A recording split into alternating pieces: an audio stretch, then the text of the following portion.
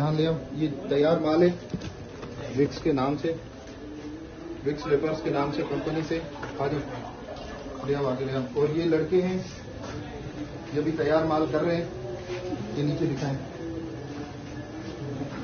یہ ڈبی ہے، یہ وکس کے نام سے ہی بنا رہے ہیں. یہ آئرکس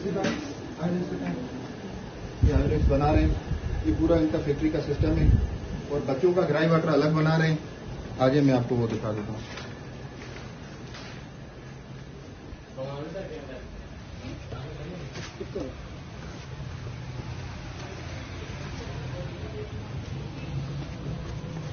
یہ بچوں کے لیے 2 نمبر انہوں نے گرائی واٹر بنائے ہوئے ہیں.